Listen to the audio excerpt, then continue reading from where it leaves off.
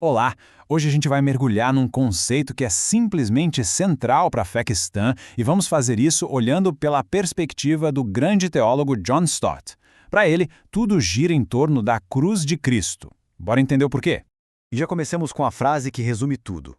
Para Stott, isso aqui não é só uma frase de efeito, não. É o fundamento de toda a teologia dele. Ele defende que, se a gente tira a cruz da história, a mensagem cristã inteira simplesmente desmorona. É o pilar que sustenta todo o resto. Então, o que quer dizer que a cruz está no coração da mensagem? Bom, vai muito além daquele símbolo que a gente vê por aí. Não é só um objeto. É sobre um evento histórico que teve consequências, digamos, cósmicas. E aqui já vem a primeira grande sacada.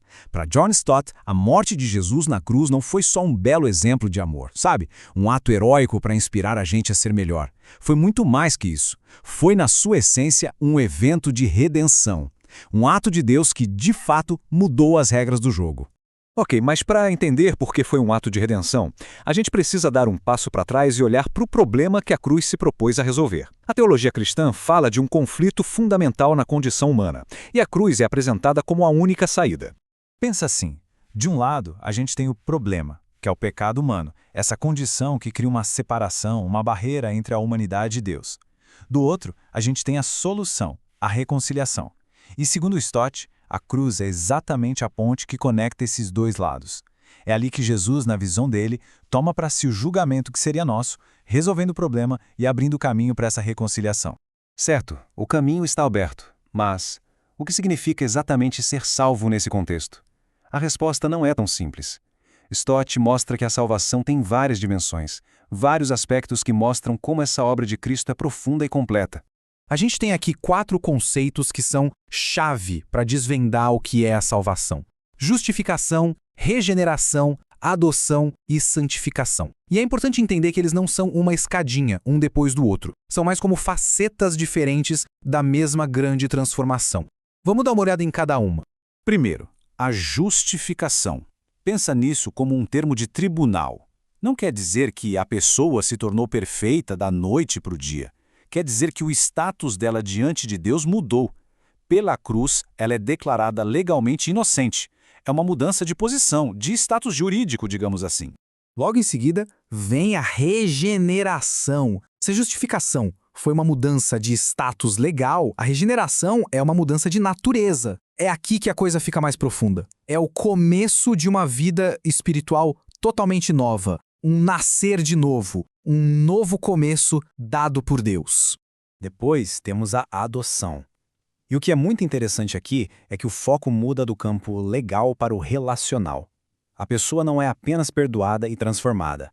Ela é acolhida numa nova família, a família de Deus. Isso cria um novo tipo de relacionamento, de pertencimento. E, por último, a santificação. Aqui, a palavra mais importante é processo. Diferente dos outros aspectos que podem ser vistos como algo que acontece no momento, a santificação é a jornada contínua de se tornar cada vez mais parecido com Cristo. É uma transformação que dura a vida inteira. Até agora, a gente falou bastante da experiência pessoal, né? Justificação, regeneração, tudo parece muito focado no indivíduo. Mas o Stott nos chama para ir além, mostrando que o alcance da salvação é muito, mas muito maior. E essa frase aqui é fundamental. A teologia de Stott insiste nisso. Reduzir a salvação a um simples passaporte para o céu individual é perder uma parte gigantesca da mensagem. Então fica a pergunta: se não é só sobre o indivíduo, o que mais tem aí? Essa questão nos força a tirar o olho do próprio umbigo e olhar para fora, para a comunidade e para o mundo, para entender o impacto coletivo de uma pessoa ser reconciliada com Deus. E a resposta está aqui. A salvação tem uma dimensão que é comunitária. E mais importante ainda, missionária. Ela não termina na pessoa, ela começa na pessoa para alcançar o mundo. Quem foi reconciliado com Deus é chamado para a ação. E isso se manifesta de 3 formas: participando ativamente da missão de Deus no mundo, anunciando a mensagem do Evangelho e, talvez o mais desafiador, vivendo de um jeito que seja um testemunho visível do reino de Deus aqui e agora. Então, no final das contas, o ponto é este. A salvação nessa perspectiva não é um pequeno ajuste, é uma reorientação total. Uma transformação completa da existência, dos valores, dos propósitos, dos relacionamentos. de tudo. E essa imagem aqui ilustra essa mudança radical de um jeito brilhante. É a passagem de uma vida sob o que a teologia chama de domínio das trevas para uma vida sob o governo gracioso de Deus.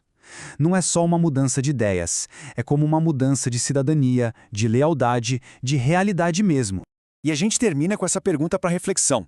Se a cruz é mesmo o centro de tudo, e se a salvação que ela traz é tão completa assim, legal, espiritual, relacional e missionária, então como é que isso não transforma cada pedacinho de uma vida inteira? Essa é a provocação que a teologia de John Stott nos deixa para ponderar.